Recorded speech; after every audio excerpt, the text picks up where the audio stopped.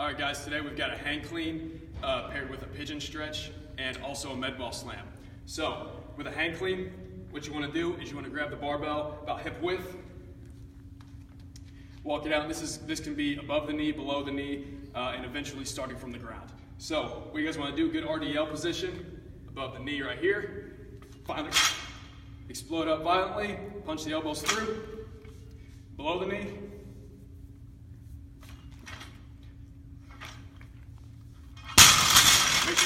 Make sure it's a violent explosion and punch those elbows through, catching a good athletic position. Power clean. Oh, power clean. So for power clean, we're gonna go from the ground. Same grip on the barbell. So get back nice and tight. Squeeze your core, make sure your back stays flat. Up from the ground. Once you clear the knee, violent explosion.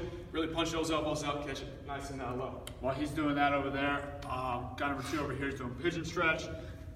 It's gonna really stretch your glute out. All right, so just kind of fold your knee under here. Stay over top the knee, and it's gonna really stretch out your glute right there.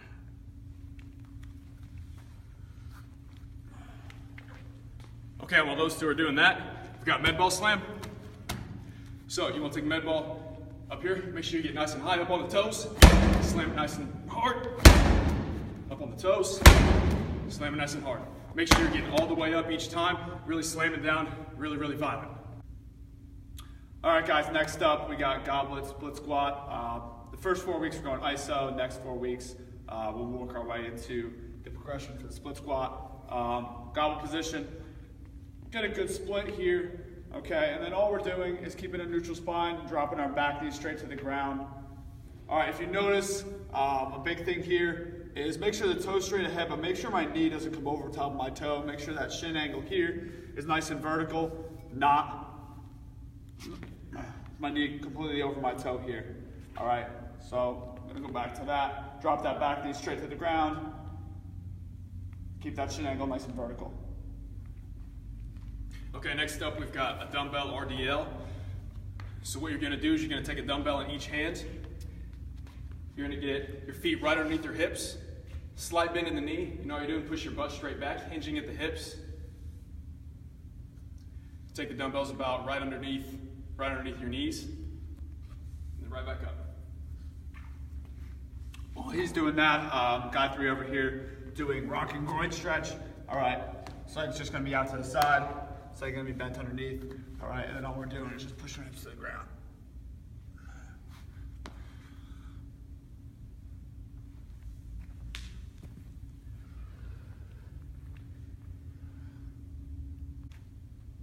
All right, guys, next up we've got bench press, external rotation, and push-up chest touch. For bench press, make sure you remain in contact with the ground with your feet. Also with the bench, make sure your butt stays on the ground or on the bench. Make sure your head, upper back stay on the bench. Okay, so I'm gonna grab the barbell. You can use the rings for guidance there. Grip it back tight, press up. All you're doing, taking it down, touching your chest, driving right back up. All right, well, Taylor's doing bench press over there. Guy 2 is just doing side lying, external rotation.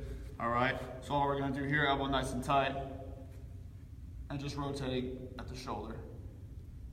Keep the wrist nice and straight,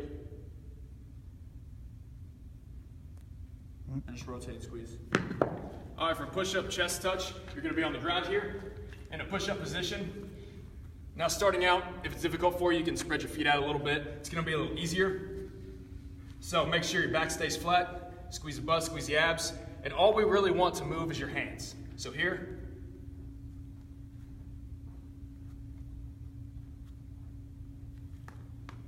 that's push-up chest touch.